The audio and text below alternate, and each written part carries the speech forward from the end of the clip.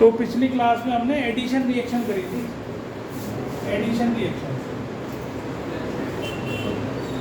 Reaction मैंने बताई थी किसमें होती है, अनसैचुरेटेड हाइड्रोकार्बन्स में होती है।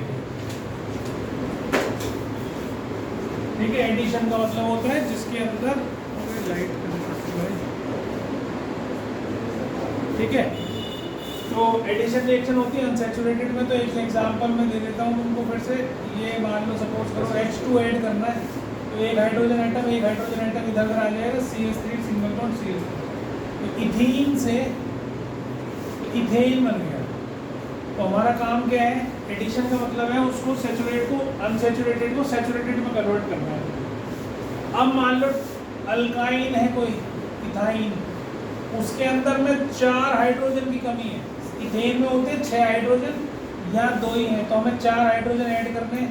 तो हम इसके अंदर 4 हाइड्रोजन जोड़ देंगे, 2 हाइड्रोजन के मॉलिक्यूल्स को ऐड कर देंगे, तो 4 एटम हो जाएंगे, वो इसमें जा जुड़ेंगे, ये इथेन बन गया। इसके अलावा हमने एक करा था कि भाई CH2 के अंदर अगर हम ब्रोमीन वाटर टेस्ट मैंने बताया था तो मैं, जो ब्रोमीन वाटर होता है वो रेडिश ब्राउन कलर का होता है, रेडिश ब्राउन, ठीक है।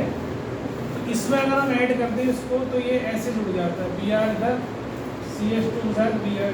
तो इसका नाम मैंने बताया था 1,2 डाई ब्रोमो और इथेन, 1,2 डाई ब्रोमो इथेन। तो अब जब रेडिश ब्राउन कलर है ब्रोमीन का तो ये कलरलेस हो जाता है, क्योंकि ब्रोमीन की अपनी आइडेंटिटी खत्म हो जाती है। अब ब्रोमीन रहा नहीं, वो जुड़ गया किसी और के साथ, है ना, तो इसलिए इसका ये कलरलेस हो जाता है, इसका कलर गायब हो जाता है, ब्रोमीन का जो रेड कलर था वो गायब हो जाता है। पर अगर हम इसको इसके साथ जोड़ने की कोशिश करें जो कि सैचुरेटेड कंपाउंड है, तो ये नहीं जुड़ेगा। जो रेडिश ब्राउन कलर है it will remain reddish brown, change नहीं होगा, क्योंकि ब्रोमीन किसी के साथ जुड़ा नहीं, तो ब्रोमीन एज सच ही पड़ा हुआ है सॉल्यूशन के अंदर, तो इसलिए कोई कलर इसमें चेंज नहीं होगा। तो ठीक है, रेडिश ब्राउन है तो रेडिश ब्राउन ही दिखाई देगा, पर यहाँ वो रेडिश ब्राउन कलर गायब हो जाएगा, क्योंकि ब्रोमीन अपना आइडेंटिटी खो चुका है, वो जुड़ गया इसके साथ, जाकर कुछ और बन गया, ठीक है। तो ये तो हो गई हमारी एडिशन रिएक्शन। तो एक और इसके साथ मैंने अल्काइन की भी कराई थी आप लोगों को। ये ब्रोमीन अगर मैं जोड़ूँ तो 4 ब्रोमीन हमारे इसमें ऐड हो सकते हैं, CH, एक Br यहाँ, एक Br यहाँ, एक CH, एक Br यहाँ, एक Br यहाँ, 4 ब्रोमीन। नाम था 1122 टेट्राब्रोमो इथेन। ये मैंने पिछली क्लास में यहाँ तक आपको करा दिया था। तो ये इसका टेस्ट भी होता है। अगर एक टेस्ट ट्यूब में आपको इथीन या मतलब अनसैचुरेटेड हाइड्रोकार्बन दे दे और एक में सैचुरेटेड दे दे, और आपसे कहा जाए कि भाई बताओ कौन सी वाली में सैचुरेटेड है, कौन सी में अनसैचुरेटेड है, तो आप क्या करेंगे, few drops of bromine water उसमें डाल देंगे। जैसे ही ब्रोमीन वाटर डालेंगे, अगर कलर गायब हो गया तो उसे कह देंगे अनसैचुरेटेड है, कलर गायब नहीं हुआ तो कह देंगे सैचुरेटेड। समझ में आ गई बात, क्लियर है बात ये। अब इसके बाद जो अगली रिएक्शन आती है, ये तो हमने पिछली क्लास में किया था, अगली आती है हमारी जिसको हम बोलते हैं सब्स्टिट्यूशन रिएक्शन।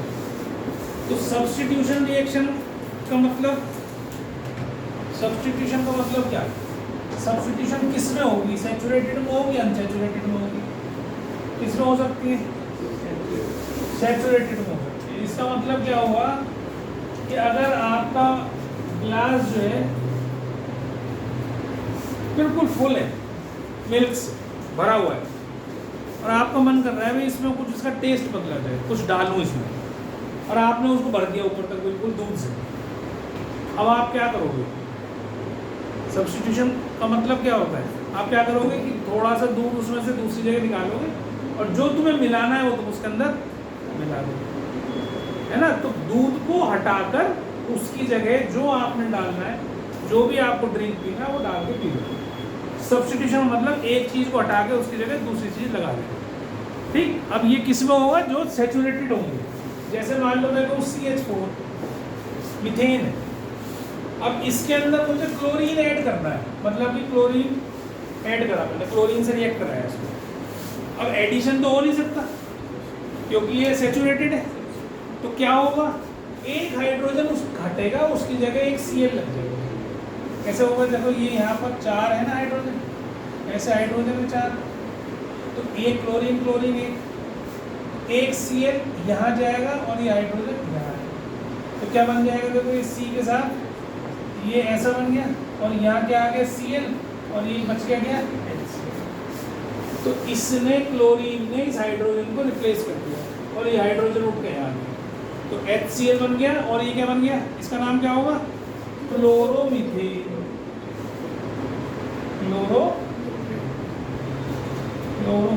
ये नाम हो गई क्लोरोमीथेन, है ना। अब मैं चाहता हूँ और ज़्यादा, अब ये किसकी प्रेजेंस में होता है? ये रिएक्शन होती है सनलाइट की प्रेजेंस में, सनलाइट होनी चाहिए तो ये रिएक्शन शुरू हो जाती है। अब मान लो मेरे को इससे आगे भी जाना है, तो ये रिएक्शन जब तक चलती रहेगी जब तक ये हाइड्रोजन इसमें प्रेजेंट होंगे, मतलब क्लोरीन उसको रिप्लेस करती रहेगी और हाइड्रोजन हटते रहेंगे। तो अगली रिएक्शन क्या होगी? जो अगला स्टेप होगा वो क्या होगा? ये Cl तक था, हमने Cl2 तो था ही हमारे उसमें पड़ा हुआ है, तो Cl2, तो एक एटम और आएगा और इसको हटा देगा और जो H है ये वाला ये यहाँ, तो कैसा बन जाएगा? C एक H यहाँ, ठीक है, और इसके साथ Cl और एक Cl और यहाँ क्या बन गया? Plus H। तो ये क्या बन गया? 1,1 डाइक्लोरो 1,1 डाइक्लोरो, ये होगा ना, एक पर ही 2 क्लोरीन लग रहे हैं, 1,1 डाइक्लोरो, ठीक है। अब अगला स्टेप क्या होगा? एक Cl यहाँ पर Cl और Cl, तो एक H और हटेगा, तो ये हो गया C और Cl और ये H है, एक Cl और एक Cl और एक HCl।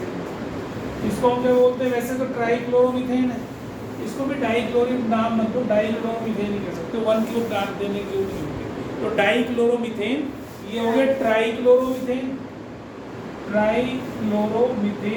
ठीक है। और इसका जो कॉमन नेम है वो है क्लोरोफॉर्म। सुना है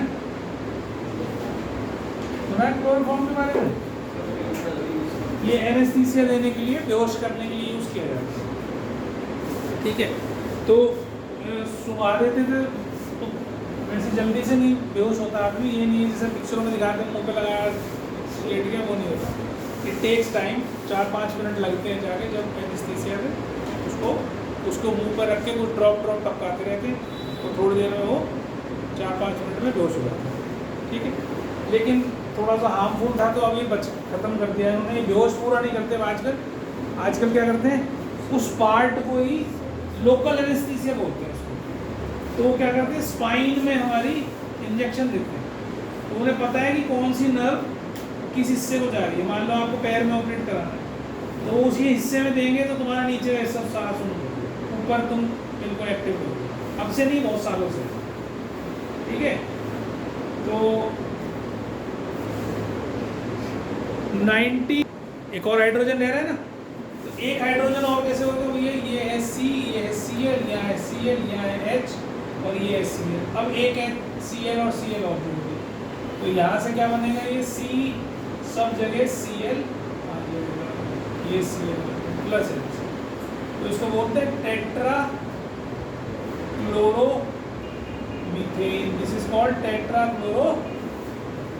तो आपके पास ये 4 स्टेप हो सकते हैं और ये सब सनलाइट की प्रेजेंस में होता है।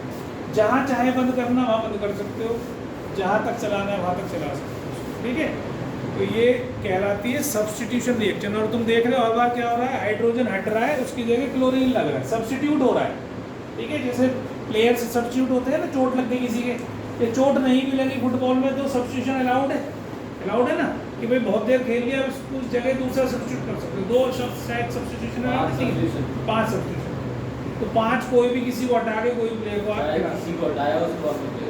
अच्छा उसे वापस, ठीक है। तो 5 सब्स्टिट्यूशन अलाउड है। तो यहाँ पर भी क्या हो रहा है? हर बार Cl जाता है, हाइड्रोजन को हटा देता है, ठीक है। तो दिस इज कॉल्ड सब्स्टिट्यूशन। तो सब्स्टिट्यूशन रिएक्शन जो है वो सैचुरेटेड हाइड्रोकार्बन्स में होती है, ये भी ध्यान रखना। सब्स्टिट्यूशन रिएक्शंस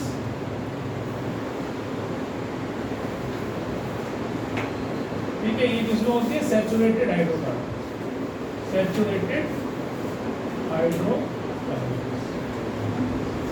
उसी में होंगी। अनसैचुरेटेड में एडिशन होती है। अब एडिशन रिएक्शन में एक छोटी सी चीज मैंने पहले शायद बता दी थी तुम्हें कि वनस्पति ऑयल को वनस्पति घी में कन्वर्ट करने का काम हाइड्रोजनेशन रिएक्शन कहलाता है। सरसों का तेल है, उसको जमाना है, घी की तरह बना देना, वाइट कलर का घी जैसा होता है हमारा। तो क्या करते हैं, उसको हाइड्रोजन पास करते हैं उसमें से इन द प्रेजेंस ऑफ निकल। ये कमर्शियल यूज ऑफ हाइड्रोजनेशन है कि भाई कमर्शियली हम कैसे यूज कर सकते हैं इस रिएक्शन में। तो हाइड्रोजनेशन रिएक्शन जो होती है उसमें लिख लीजिए, हटा दो बेटा,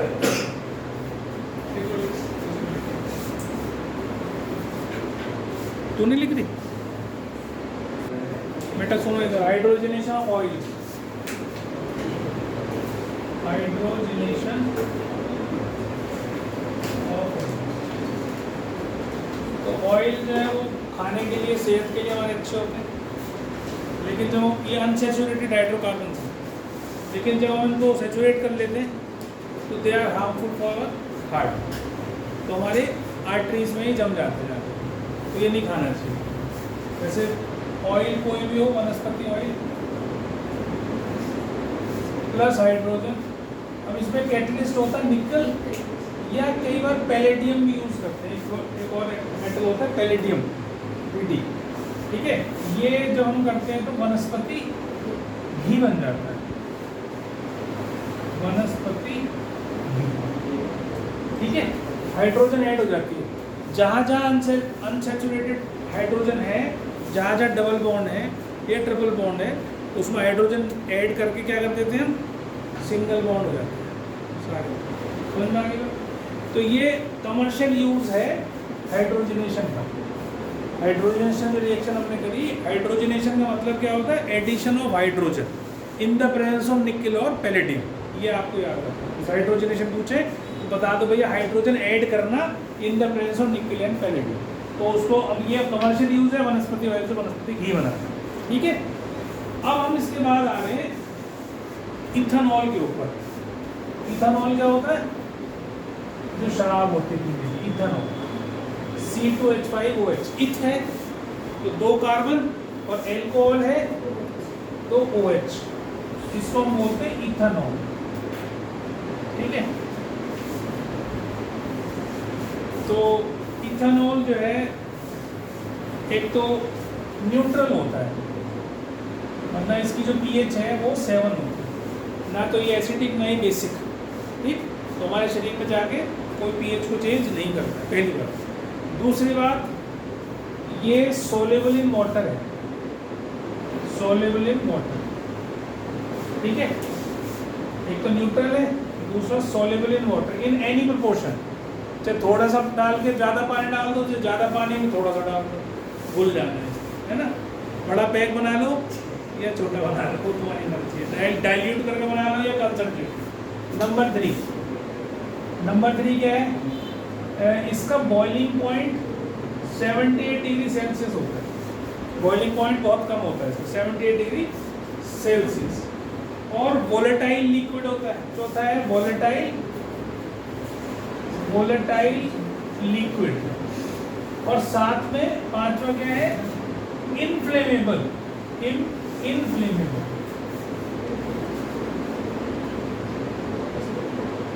इनफ्लेमेबल का मतलब जल जाता है बहुत आसानी से, आग लग जाती है।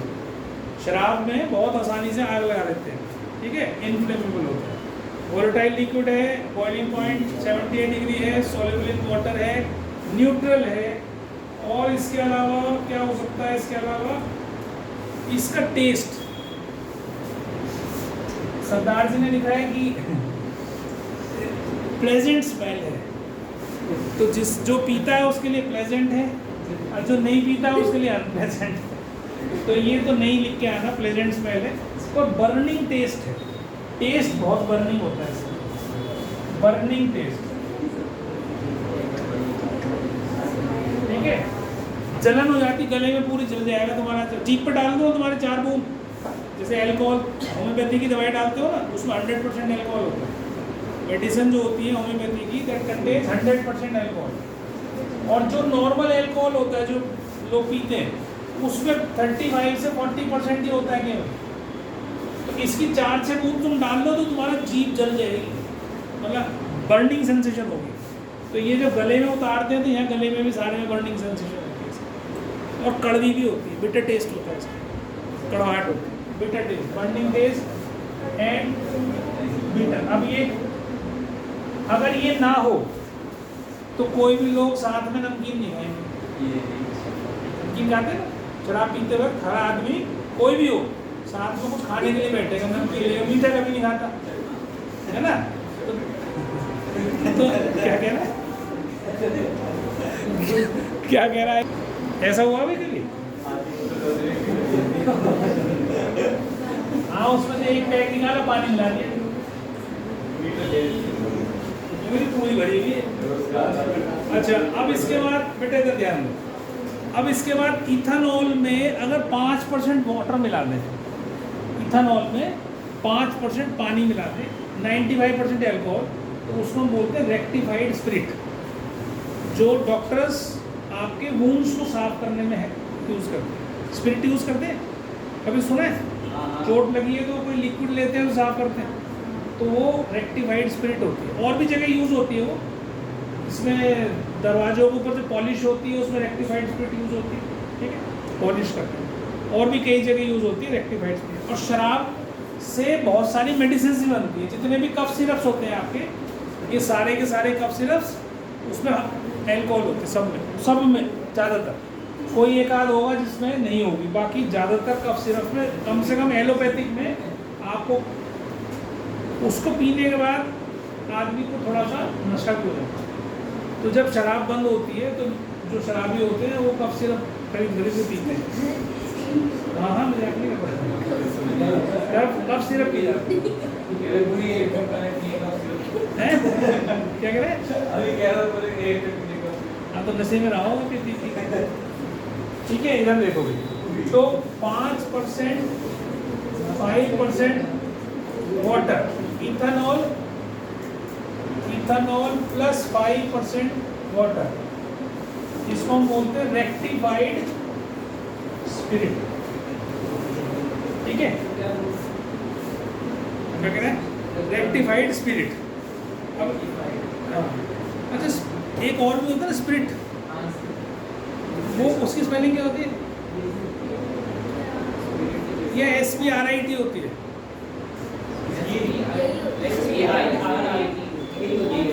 दोनों की सेम होती है, तो मतलब स्पिरिट में कन्वर्ट हो जाती है इसी पीने का।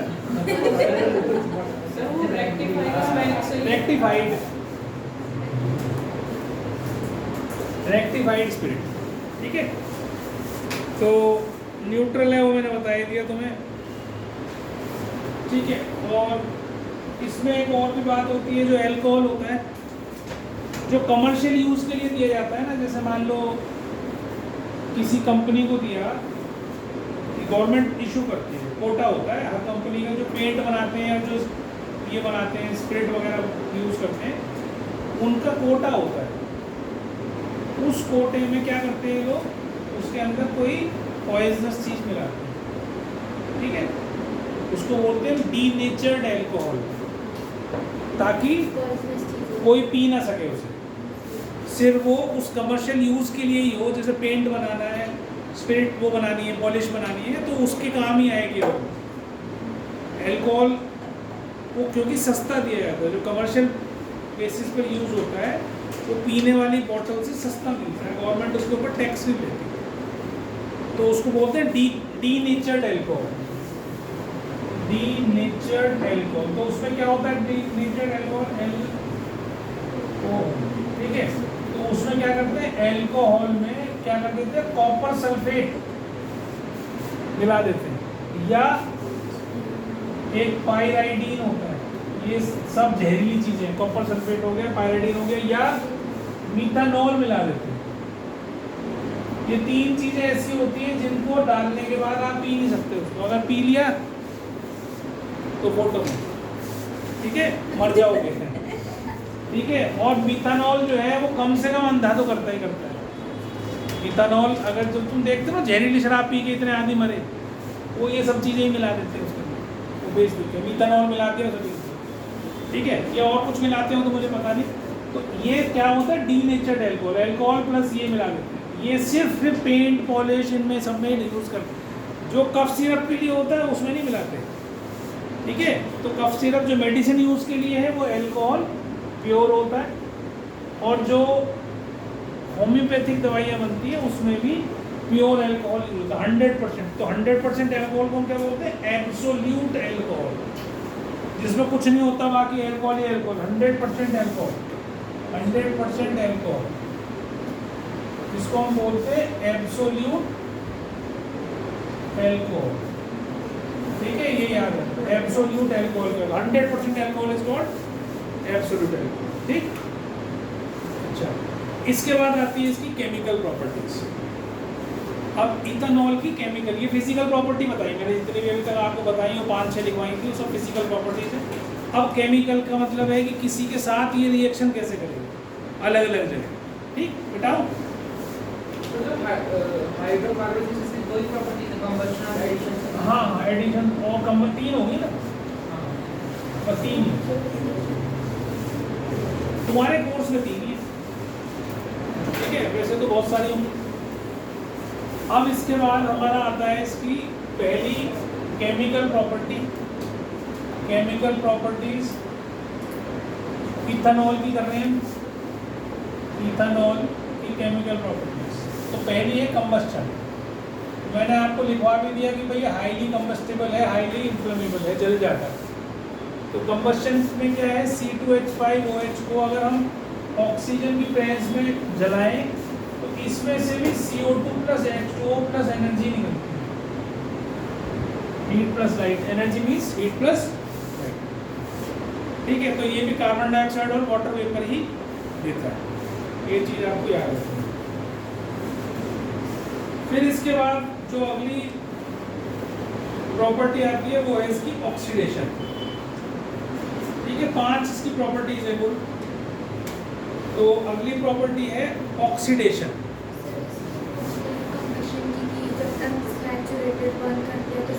पिछली क्लास में समझाया क्या था?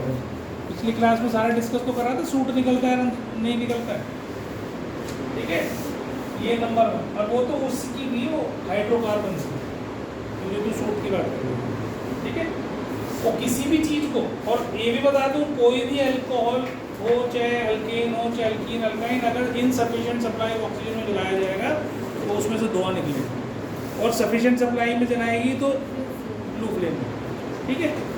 तो अगला आता है टॉपिक इसमें, इसकी केमिकल प्रॉपर्टी ऑक्सीडेशन। तो C2H5OH, अब इसके 2 ऑक्सीडाइजिंग एजेंट्स यूज होते हैं, इसमें 2 ऑक्सीडाइजिंग एजेंट्स हम यूज कर सकते हैं। एक होता है अल्कलाइन KMnO4, पोटेशियम परमैंगनेट। ये तो या तो ये यूज कर लो, या दोनों नहीं लिखने, एक ही लिखना, अल्कलाइन KMnO4 या potassium dichromate acidified, acidified potassium dichromate A2Cr2, इसको बोलते हैं पोटेशियम डाइक्रोमेट। ये मैंने शुरू में आपको इसकी वैलेंसी लिखवाई थी, जब आपने जान लिखी होंगी वैलेंसीज, वहाँ पर पोटेशियम डाइक्रोमेट, क्रोमेट की वैलेंसी लिखवाई थी मैंने, ठीक है। डाइक्रोमेट तो माइनस एसिडिफाइड। अब इसका मतलब समझा रहा हूँ, एल्कलाइन का मतलब है इसमें NaOH प्लस KMnO4 होता है, इसके अंदर एसिडिफाइड मतलब H2SO4 प्लस K2Cr2। तो इसको ना लिख के ये सीधा एसिडिफाइड लिख देते हैं, और अल्कलाइन की जगह ये NaOH की जगह अल्कलाइन लिख देते हैं। बस इसका मतलब ये है कि मतलब इसके अंदर NaOH भी है और KMnO4 भी है, या एसिडिफाइड मतलब H2SO4 प्लस K2Cr2, दोनों में से कुछ हो सकता है, एक ही यूज़ करना है। तो ये क्या करते हैं, ऑक्सीजन प्रोवाइड करते हैं इसको ऑक्सीजन प्रोवाइड करते हैं। तो ऑक्सीजन प्रोवाइड करते हैं तो इसको हम बोलते हैं नेसेंट ऑक्सीजन, नेसेंट ऑक्सीजन। अब ये एटॉमिक फॉर्म में ऑक्सीजन है, मतलब O2 की फॉर्म में नहीं है, एटॉमिक फॉर्म में। तो अब क्या होता है, इससे C2H ऐसा। अब देखो ये क्या था एक्चुअल में, इसको समझो, ये था CH3 CH2 और OH, ऐसा था ना। अब ये इसी का ही, इतने ही कार्बन का कार्बोक्सिलिक एसिड बन जाता है, ये कंप्लीट ऑक्सीडेशन है। तो क्या है ये CH3COOH बन गया प्लस H2, ठीक है। CH3 CH2OH का एल्कोहल का इसकी प्रेजेंस में जब हम इसको डालेंगे इसके अंदर तो ये किस में कन्वर्ट हो जाएगा, उतने ही कार्बन का कार्बोक्सिलिक एसिड बन जाएगा। तो ये कार्बोक्सिलिक एसिड का नाम क्या होगा, ethanoic acid. This is ethanoic acid, ये आपको याद रखना, ठीक है। इथानोइक एसिड बन जाएगा, कन्वर्ट हो जाएगा इथानोइक एसिड और वाटर बन जाएगा, जिसको हम एसिटिक एसिड या भी कहते हैं। अब देखो जो एसिटिक एसिड होता है या इथानोइक एसिड होता है, इसी से हमारा विनेगर बनता है। वैसे ये वीक एसिड है, it is a weak acid. CH3COH को अगर हम पानी में घोलेंगे तो वेरी फ्यू हाइड्रोजन आयंस देगा, बहुत थोड़े से, कंप्लीटली आयनाइज नहीं होता है, पार्शियल आयनाइज होता है। तो हमने जब चैप्टर पढ़ा था एसिड बेसिस सॉल्ट्स का, तो वहाँ हमने वीक एसिड और स्ट्रॉन्ग एसिड पढ़े थे। स्ट्रॉन्ग एसिड कौन से होते हैं, जो पानी में डालने पर कंप्लीटली आयनाइज होते हैं, और जो पार्शियली आयनाइज हो वो वीक एसिड। तो उस वीक एसिड में इथानोइक एसिड भी था। अब ये खाने के काम आता है, इससे विनेगर बनता है एसिटिक एसिड से। मतलब ये वीक होने के बाद भी तुम इसमें एक बूंद दो बूंद अपने मुंह पे टपका नहीं सकते, अगर जल तो टपकाओगे तो जल जाएगा, सॉफ्ट होती है हमारे अंदर की स्किन। तो इससे क्या करते हैं, इससे विनेगर कैसे बनता है, 5 to 10% वाटर इसके अंदर डालते हैं, नहीं 5 to 10% एसिटिक एसिड और rest water plus rest water, मतलब इतना इसको डाइल्यूट कर देते हैं। वह 5 से 10% एसिटिक एसिड रहेगा, बाकी सारा पानी कर दिया उसके अंदर, है ना। तो उसको हम बोलते हैं विनेगर, दैट बिकम्स विनेगर। उस विनेगर को भी आप डायरेक्ट मुंह में नहीं डाल सकते। अब आप सोचो, एक विनेगर की चम्मच, उसमें गिलास में, एक पूरे गिलास में 300 ml के गिलास में एक या हद से हद जो 2 चम्मच आप विनेगर डाल के पी सकते हो, नहीं तो वो भी मुंह जला देता है। विनेगर को भी अगर डायरेक्ट मुंह में डाल लोगे तो वो भी मुंह को जला देगा। तो विनेगर भी डायरेक्ट कभी नहीं यूज़ करना चाहिए, डाइल्यूट करके उसको और डाइल्यूट कर देते हो तुमने।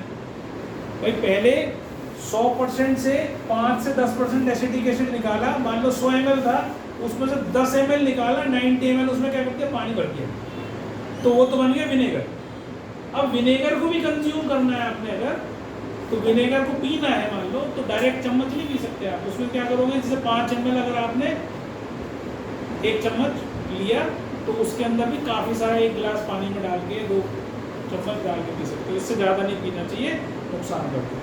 पर it is very good for digestion, हमारे पेट के लिए बहुत अच्छा होता है, बहुत हेल्दी वो है ये चीज़, ठीक है।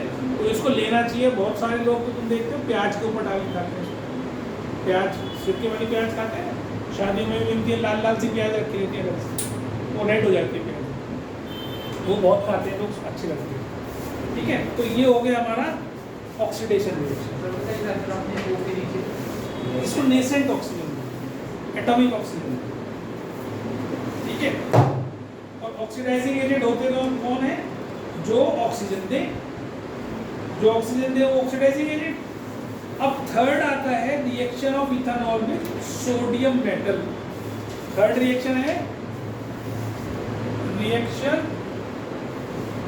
Of C2H5OH with sodium metal, with sodium metal. तो C2H5OH प्लस Na, तो ये क्या दे देगा, C2H5ONa प्लस H2, मतलब इसने Na ने H निकाल दिया, हाइड्रोजन निकल गई इसमें से। तो इसका नाम क्या होता है, सोडियम इथॉक्साइड। क्या होता है, सोडियम इथॉक्साइड। और ये हाइड्रोजन तो निकल जाती है gas, in the form of gas. अब इसको बैलेंस करना चाहो तो आप बैलेंस भी कर सकते हो, लाइक दिस, ये बैलेंस हो, ठीक है। हमेशा देखो ध्यान रखना चाहिए, बैलेंस्ड इक्वेशन लिखना ही चाहिए केमिस्ट्री के अंदर, कहे ना कहे को।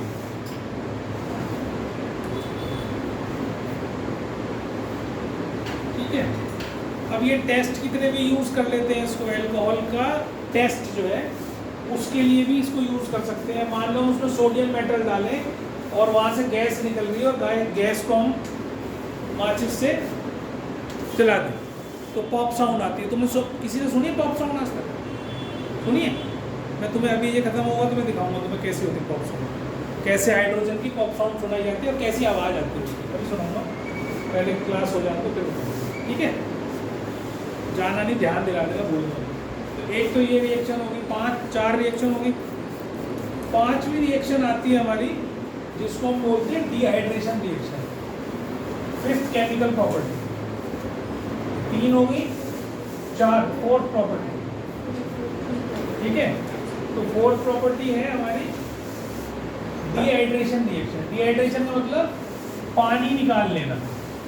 अगर हम अल्कोहल में से पानी निकाल लेंगे तो क्या बनेगा, ठीक है। और कैसे निकलता है उसका पानी, तो उसके लिए हम क्या करते हैं, H2SO4 डाल देते हैं। C2H5OH में क्या करते हैं हम, कंसंट्रेटेड H2SO4 और 170 डिग्री सेल्सियस मेंटेन कर देते हैं। इसमें concentrated few drops of H2SO4 डालते हैं, तो क्या बनता है, इसमें से पानी बाहर आ जाता है। तो ये क्या बन जाएगा, पानी बाहर आते हैं, डबल बॉन्ड प्लस H, इसमें से ऐसे था ये,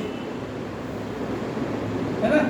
तो एक हाइड्रोजन यहाँ से निकाला मैंने, तो ये H2O बाहर, और ये बचेगा क्या, इथीन।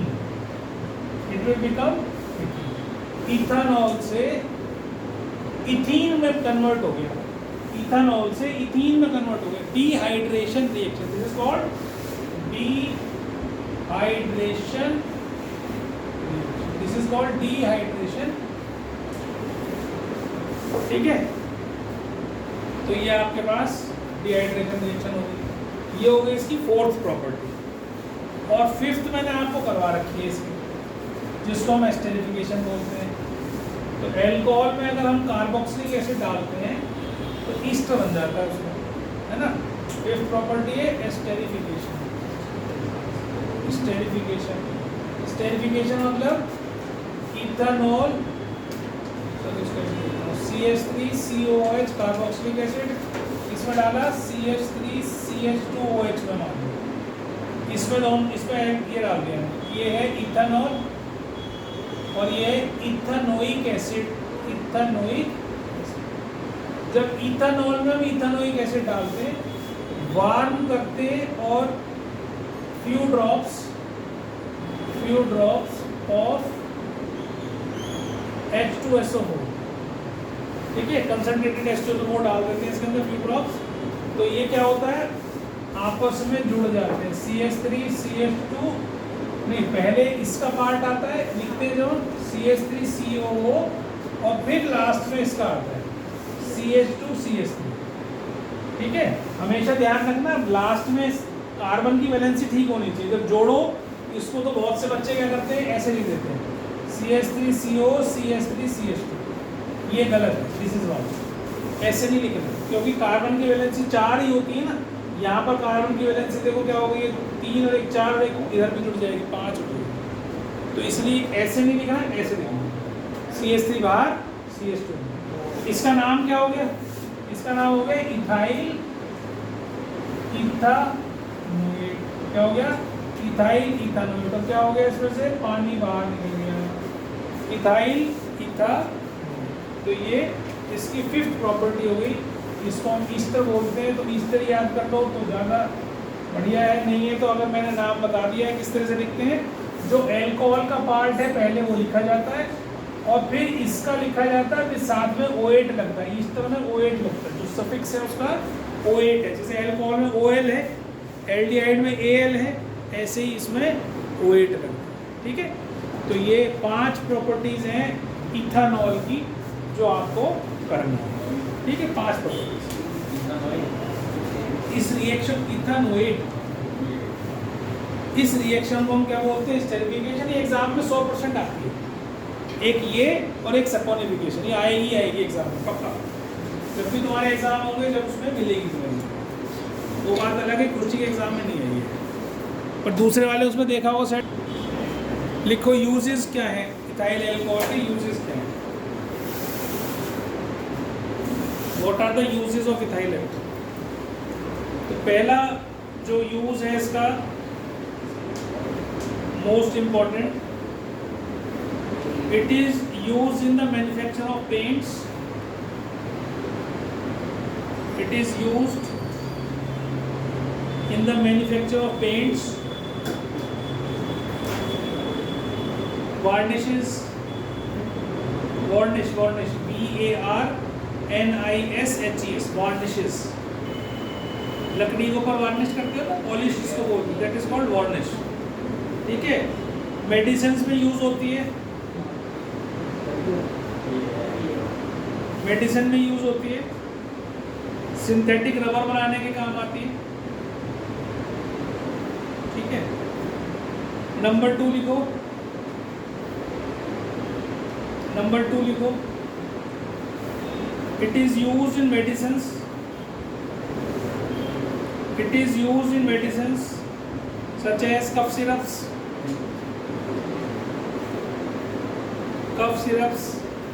tincture iodine, वोंड को साफ करने के लिए तुमने देखा होगा डॉक्टर टिंचर आयोडीन यूज करते हैं, ब्राउन कलर की होती है टिंचर आयोडीन। ठीक है, उसमें काम आती है। इसके अलावा कई तरह के टॉनिक्स होते हैं, उसमें भी अल्कोहल का यूज होता है, एंड मैनी टॉनिक्स। ये यूज नंबर 2 हो गया। यूज नंबर 3 लिखो, it is used as fuel in cars, it is used as fuel in car कह लो या व्हीकल्स, कुछ भी लिख सकते हो, अलॉन्ग विद पेट्रोल। तो आजकल तुमने सुना ही होगा ब्लेंडिंग चल रही है, तो 15% ब्लेंडिंग हमारी अभी होती है, मतलब सिर्फ 85% पेट्रोल होता है, 15% उसमें इथाइल एल्कोहल होता है। अभी और 5% बढ़ाने के चक्कर में है कि 20% तक ब्लेंडिंग हो जाए, 20% एल्कोहल।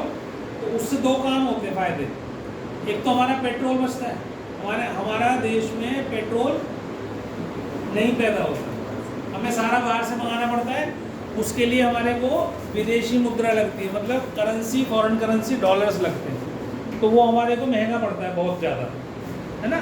तो उसको बचाने के लिए ये ब्लेंडिंग हो रही है। दूसरा काम क्या होता है, किसानों का जो शुगर केन है वो आसानी से अच्छे पैसों को बिक जाता है। तो दोनों चीज़ें हो रही हैं, इससे फायदा। हमारे देश का बजट जो GDP है उसमें काफ़ी बड़ा रोल पेट्रोलियम प्रोडक्ट्स का होता है, तो उस पेट्रोलियम प्रोडक्ट्स पे जो खर्चा होता है वो घटेगा, प्लस किसानों को भी फायदा। तो ये फ़ायदा होता है पेट्रोल के यूज़ करने का, एल्कोहल का पेट्रोल। फिर आ जाता है इथेनॉल, लिखो अगली लिखो इसका use, it is used in alcoholic drinks, it is used in alcoholic drinks like whiskey, wine, beer, ठीक है। और भी कुछ नाम होता है whiskey, wine, beer और क्या होता है? नहीं वो तो नहीं, वोडका तो वो तो ब्रांड है का, वोडका इज अ ब्रांड। ठीक है, एल्कोहल मेरे को पता नहीं, ऐसा इससे ज़्यादा भी अब सुन लो, मैं बात नहीं बोलूँ। अब जो विस्की है उसके अंदर just for your knowledge 35% alcohol होती है। ठीक है, वाइन में सबसे कम होती है 10 से 20%, और उससे भी कम होती है बियर में 5 से 6%, इतनी ही होती है। ठीक है, तो ये अलग अलग वेराइटीज़ हैं, और उससे ज़्यादा डिटेल मुझे भी नहीं पता।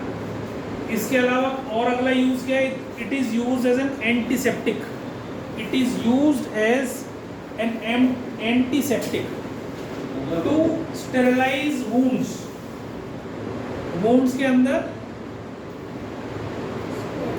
कोई सेप्टिक ना हो, कोई नुकसान ना हो, it is used as an antiseptic. ठीक है, to sterilise wounds, sterilise wounds. ठीक है, वूंड्स, और तुम उसको भी देखते हो जो जितने भी उनके डॉक्टर्स के जिनसे वो इंस्ट्रूमेंट्स यूज़ करते हैं कटिंग वटिंग के लिए, तो भी सारे किसमें स्पेशलाइज होते हैं, एल्कोहल। तो डॉक्टर्स उनको एल्कोहल में डाल के छोड़ देते हैं, और फिर उसको निकाल के बाहर साफ सुथरा करके फिर यूज़ करते हैं। ठीक है, तो ये सब चीज़ों को यूज़ करने के काम होता है। अच्छा, फिर उसके बाद इसके हार्मफुल इफेक्ट्स क्या है, what are the harmful effects. तो हार्मफुल इफेक्ट्स, सबसे बड़ा हार्मफुल इफेक्ट इसका ये है कि it damages the liver of the human being जो भी कंज्यूम कर रहा है इसको, लीवर को खत्म कर देती है। ठीक है, तो मगर डबल डबल काम आदमी करता है, वो साथ में खूब तला भुना भी खाता है, ये सोच के कि इससे मेरी ताकत बढ़ रही है और मेरे को नुकसान कम होगा। अभी मैं एक डॉक्टर है, डॉक्टर सलीम, बहुत बड़े डॉक्टर हैं, इंडिया के लीवर स्पेशलिस्ट हैं। दिल्ली के अंदर एक बहुत बड़ा हॉस्पिटल है ILBS, उसके वो डायरेक्टर थे, तो उनका पॉडकास्ट सुन रहा था मैं, तो वो बता रहे थे कि भाई एल्कोहल एक ऐसी चीज़ है जो हमारे शरीर में इंटेस्टाइन में जाती ही नहीं है। एल्कोहल वो क्या होता है, हमारे स्टमक में ही एब्जॉर्ब हो जाती है और वहाँ से सीधा कहाँ जाती है, लीवर में जाती है एब्जॉर्ब, वो नीचे नहीं जाती। तो पता है ना डाइजेशन प्रोसेस, तो पेट में गई, पेट के बाद फिर वो इंटेस्टाइन में जाता है खाना हमारा, तो वो वहीं एब्जॉर्ब होकर वहाँ से सीधा लीवर में जाती है, लीवर इफेक्ट करती है सीधा जाती है। तो इसलिए, और साथ में वो कह रहे थे कि भाई इसके साथ में तुम खूब तला भुना खाते हो, तला भुना खाते हो तो उससे और लीवर के ऊपर इफेक्ट होता है। जब तुम्हें जॉन्डिस होता है तो डॉक्टर सबसे पहले क्या बोलता है, सब चीज़ बंद, घी तेल बंद और बिल्कुल उबला हुआ खाना। जॉन्डिस में बिल्कुल उबला हुआ खाना देते हैं, उसमें बिल्कुल घी की एक बूंद भी नहीं देते। क्यों नहीं देते, क्योंकि वो लीवर को इफेक्ट करती है। लीवर वैसे ही काम नहीं कर रहा, तो लीवर का काम क्या है, बाइल देना, और बाइल का काम क्या है, एमल्सिफिकेशन ऑफ फैट्स, फैट को डाइजेस्ट करने का काम लीवर का है। अब तुम जब वो खराब हो रहा है, बीमार हो रहा है, तो उसको और लीवर को घी खिला दो, तो वो फिर और ज़्यादा बीमार हो जाएगा। इसलिए डबल डबल काम हो जाता है। जो शराब पीता है आदमी, वो खूब खाता भी है साथ में, खूब तला भुना खाता है साथ में, और इसलिए वो और डबल जल्दी मरता है। ठीक है, तो इसका एक तो ये लीवर को इफेक्ट करती है, दूसरा ये हमारे ब्रेन को इफेक्ट करती है, हमारा रिएक्शन टाइम बढ़ा देती है। It increases the reaction time of a man, it increases reaction time. Reaction time समझते हो, किसी भी आदमी का रिएक्ट करने का, कुछ भी चीज़ हो जाए सामने से, तो तुम शराबी को तुम देखोगे तो वो रिएक्ट कैसे करता है, बहुत धीरे बोल रहा होता है, बड़ा ऐसे कर बोल रहा है, ज़्यादा पी लेता है तो क्या हो रहा होता है, रिएक्ट कर रहा होता है। मतलब उसको लगता है 2 मोटरसाइकिल आ रही हो तो उसे लगता है कार आ रही है, और कार आ रही है तो लगता है मोटरसाइकिल घुस जाता है। इतनी देर में उसे समझ में आती है, इतनी देर में ब्रेक नहीं लगता, इतनी देर में उसका एक्सीडेंट। तो रिएक्ट कम करता है, तो उसको थप्पड़ मारोगे ना तो भी बहुत धीरे से रिएक्ट करेगा, जिससे ज़्यादा पी रहे। ये नहीं किसी ने एक पैक लिया तुम थप्पड़ लगा के, वो फिर डबल शेयर हो जाता है, वो फिर तो सब करता है। तो रिएक्शन टाइम को बढ़ाने का काम ये करती है। 2 मेन चीज़ है बस इसमें जो हमारे को हेल्थ वाइज नुकसान करती है, और बाकी तो सारी की सारी खतरनाक ही चीज़ें हो जाती हैं। फिर उसके बाद क्या होता है, उसके बाद क्या होता है भाई, बहुत ऑफेंसिव हो जाता है आदमी। शराबी जो होता है बहुत लड़ाका हो जाता है, तुम उसे कुछ भी कह दो वो लड़ने को आएगा। तो जो अपनी घरवाली से डरते हैं, शराब पिला दो उनको, फिर शेर हो जाते हैं, डंडा उठा लेते हैं। देखो करके जब ज़्यादातर पीने वाले लोग ऐसी, और जब जैसी उतरती है शांत हो जाते हैं, और पीने के बाद वो शेर बन जाते हैं, सारे के सारे ऐसे। ठीक है, इसके अलावा फिर जब ज़्यादा पीने लगते हैं तो क्या होता है, घर का सामान बेचना शुरू कर देते हैं, सामान तो खत्म हो जाता है कैसे। बहुत सारे लोग देखे मैंने ऐसे जो मतलब इस शराब की वजह से ही उनके घर भी बिक गए, या तो मर जाते पहले ही, ज़्यादा दिन नहीं चलते। 40-50 साल अगर खूब पी रहा है तो 50 साल पकड़ ले तो बहुत बड़ी बात है, उससे पहले नहीं मर लेता। और अपने साथ भी बहुत सारा मान ले जाता है, क्योंकि डॉक्टर के पास लेके जाओगे, वहाँ डॉक्टर जो है महीने भर अगर रह गया वहाँ पे तो 20-30-50 लाख रुपये का बिल गायब। और इसका ना इंश्योरेंस मिलता, जो शराब पीता है उसको कोई इंश्योरेंस नहीं मिलता। ये भी और एक बात, कोई इंश्योरेंस नहीं मिलता। अगर इंश्योरेंस करा भी रखा है तो भी कंपनी नहीं देती अगर शराब पीता है। ठीक है, तो इसलिए नहीं पीनी चाहिए। ठीक, अब आ जाऊँगी आगे। डीनेचर्ड अल्कोहल के बारे में मैंने तो बता दिया।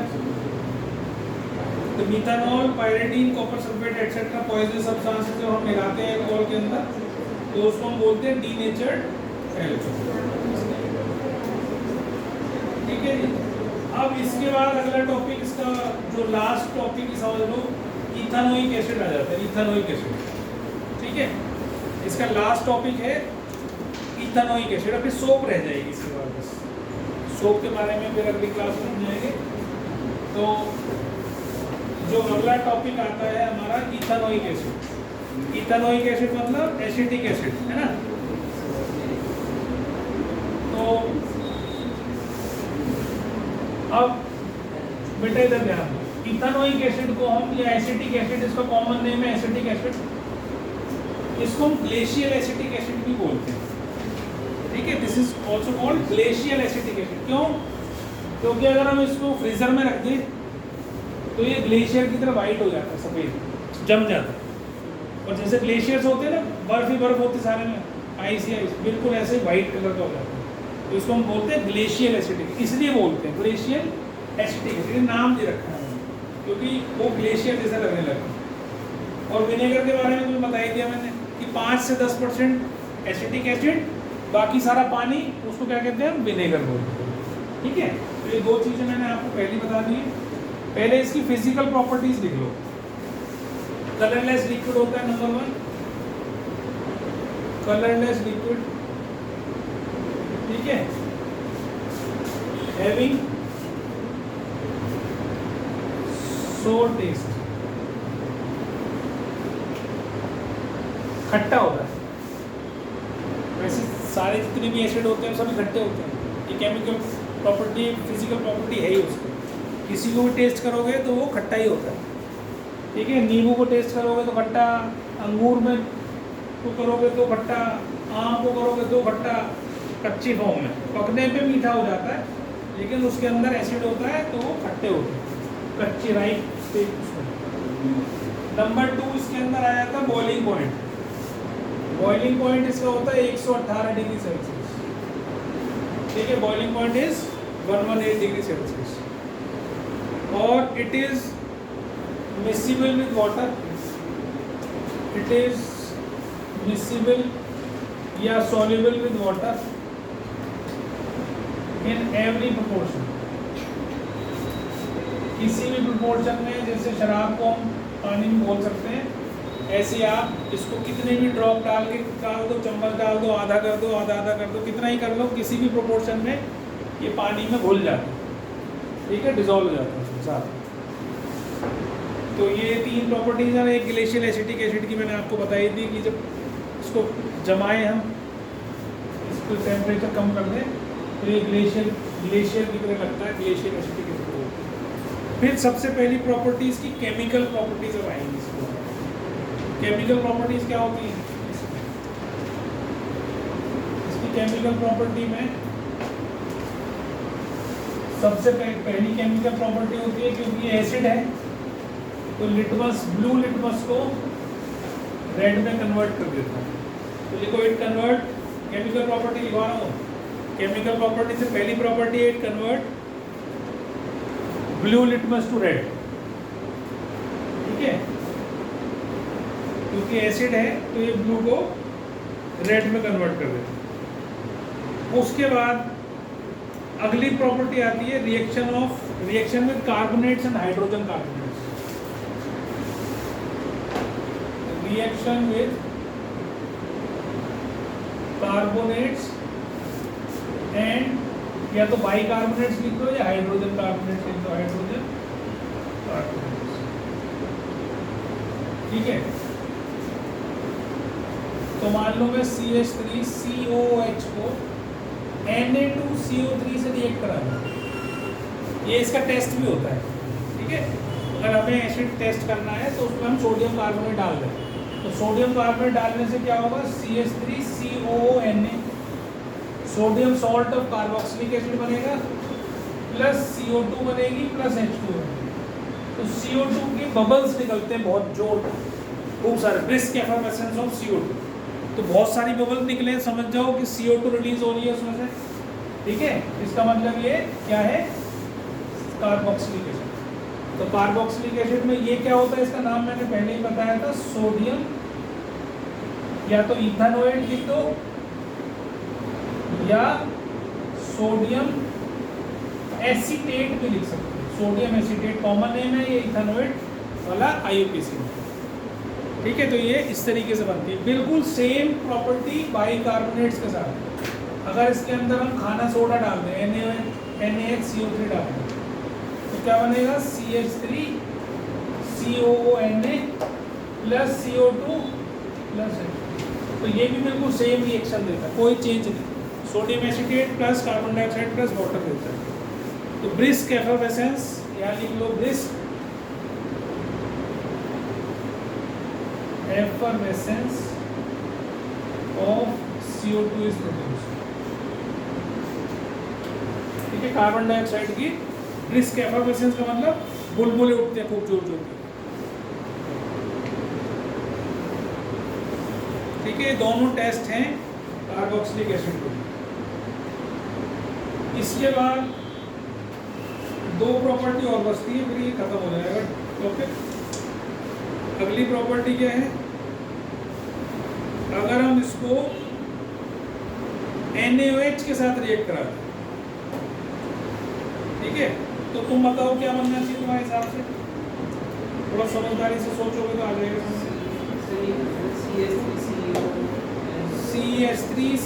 CH3COH को NaOH के साथ रिएक्ट करो, तो रिएक्शन क्या होती है? What is this reaction called?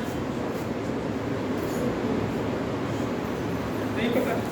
सबको पता है, तुम्हें पता है? सब लोग जानते हैं। ये क्या होता है? एसिड। और NaOH क्या है? Acid plus base gives neutralisation. भूल गए? तो NaOH is a base and CH3COH is an acid। तो ये बनता है salt plus water। ठीक है, तो देखो क्या बनेगा? CH3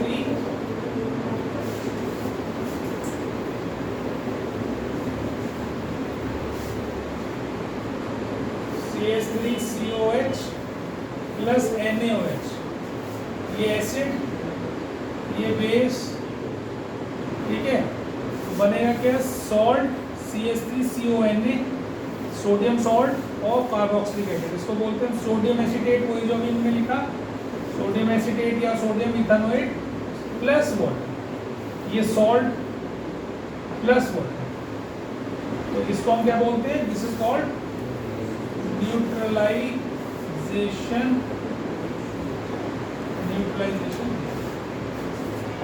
एसिड प्लस बेस की सॉल्ट प्लस। ठीक है, समझ में आ गई बात? तो ये हो गया आपकी थर्ड प्रॉपर्टीज। अब लास्ट प्रॉपर्टी आपने कर ली अल्कोहल में, जिसको हम बोलते हैं एस्टेरिफिकेशन। क्या हो गई? Fourth property is esterification. Esterification में क्या करना है हमने? एसिड में CH3COH के अंदर एल्कोहल डाल देना है। मान लो मैंने अब की बार डाल दिया CH3OH, मिथाइल एल्कोहल डाल दिया मैंने इथेनॉइक एसिड में, तो क्या बनेगा? CH3COO और फिर CH3 प्लस H2। ये CH3 बाद में आता है और ये आगे का हिस्सा पहले आता है। तो इसका नाम क्या होता है? ईस्टर है। इसका नाम है मिथाइल। मिथाइल कैसे? ये मिथाइल और ये दो कार्बन का इथेनोएट, मिथाइल इथेनोएट। ठीक है, दिस इसका नाम है। वैसे तुम ईस्टर भी लिख के आओगे तो भी चलेगा, कोई दिक्कत नहीं। और ये स्वीट स्मेलिंग होता है, और इसके लिए आपको वार्म करना पड़ेगा हमेशा, ध्यान रखना। वार्म करना है, हीट नहीं करना है। H2SO4 की फ्यू ड्रॉप्स डालनी है, ठीक है, और वार्म करना है, तो आपको स्वीट स्मेलिंग ईस्टर मिलेगा। स्वीट स्मेलिंग, ठीक है, फ्रूटी स्मेल कह सकते हो, स्वीट स्मेल कह सकते हो। तो ये चार प्रॉपर्टी थी जो ईस्टर्स की हैं। ठीक है, इसकी प्लेजेंट स्मेल होती है। तो जो सरदार जी ने लिख रखा है शराब की प्लेजेंट स्मेल, वो नहीं होती। ठीक है, तो ये समझ में आ गया भी सबको। अब इसके बाद एक छोटी सी चीज और जो मैंने पहले ही बता दी तुम्हें, वैसे जिसको हमने बोला था सैपोनिफिकेशन। ठीक है, ये जो बुक मैंने ले रखी है ना, ये सरदार जी की लिखी हुई है, नाम मतलब तो ठीक है।